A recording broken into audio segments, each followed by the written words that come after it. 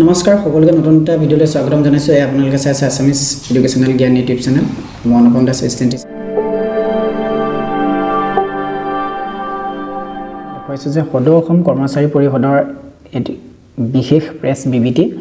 আৰু এই বিবৃতিটো অনুসৰি আপোনালোকক জনাব বিচাৰো যে নতুন পেঞ্চন আঁচনি বাতিল সংগ্ৰামৰ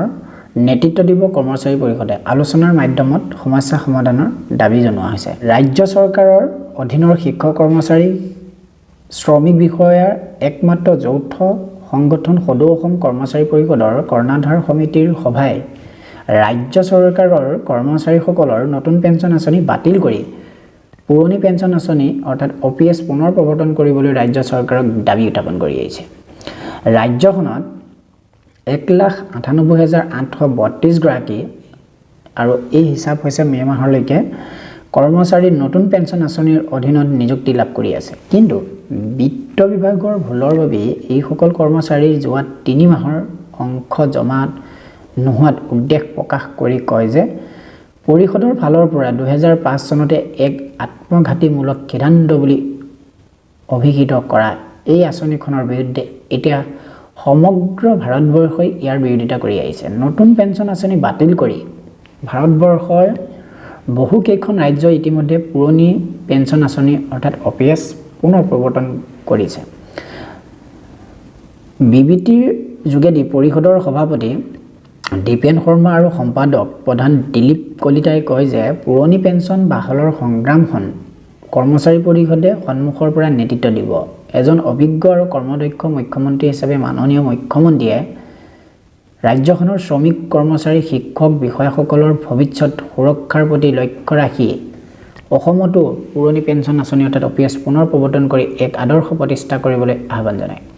2013 চনৰ পৰা প্ৰাদেশিকৃত বিদ্যালয় অৱসৰপ্ৰাপ্ত শিক্ষক কৰ্মচাৰী আৰু 2005 চনৰ পিছত নিয়মীয়াকৰণ কৰা কৰ্মচাৰীয়ে নতুন পেঞ্চন আঁচনিৰ অন্তৰ্ভুক্ত হৈ সামান্যতম পেঞ্চন লাভ কৰি হতাশাগ্ৰস্ত হৈ পৰিছে গতিকে কৰ্মচাৰীসকলৰ সুৰক্ষিত ভৱিষ্যতৰ প্ৰতি লক্ষ্য ৰাখি ৰাজ্য চৰকাৰে বিশেষ ব্যৱস্থাৰে RP 2016 মতে ন্যূনতম পেঞ্চন অথবা শেষ মাহৰ দৰমহাৰ 50% পেঞ্চন নিৰ্ধাৰণ কৰিব লাগে বুলি দাবী জনাইছে নতুন পেঞ্চন আঁচনিৰ অধীনৰ কৰ্মচাৰীসকলক জৰুৰীকালীন অৱস্থাত মুঠ জমা ধনৰ বিপৰীতে 25% ঋণ প্ৰদানৰ ব্যৱস্থা কৰিবলৈ দাবী জনাইছে একেটা বিবৃতিত বিগত সময়ত চৰকাৰৰ সৈতে আলোচনাত সহমতত উপনীত হোৱা কৰ্মচাৰীৰ বিনামূলীয়া যি চিকিৎসা সেৱা আঁচনি কাৰ্যকৰী কৰা শিক্ষকৰ আৰ্জিত ছুটি যি আৰ্ণ লিভ বৃদ্ধি কৰাটোত প্ৰাথমিক বিদ্যালয়ৰ প্ৰধান শিক্ষকৰ পদ সৃষ্টি বিভিন্ন বিভাগত কৰ্মৰত কনিষ্ঠ অভিযন্তাসকলৰ এক্স কেটাৰী পদ সৃষ্টিৰ উন্নতিৰ ব্যৱস্থাকৰণ কৰা